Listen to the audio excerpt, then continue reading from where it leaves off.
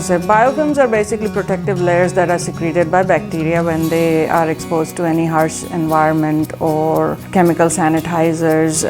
They basically just secrete these starchy carbohydrates around them, which forms a very solid, complex protective layer around them, and then they are able to grow and multiply in those biofilms. So my research with biofilms is basically trying to see if we can reduce or eliminate biofilms and the foodborne pathogens that may be inside those biofilms by using naturally derived products or bacteriophages or the enzymes produced by bacteriophages, and we've had some success in reducing biofilms to the point that they've been completely gone from a food contact surfaces. Some of the food contact surfaces that I have looked at are stainless steel, high density polyethylene or HDPE, and we are now also looking at PVC, especially on the poultry farms. The PVC pipes are used for drinking water for broilers or the chicken. My current research is more on looking into water that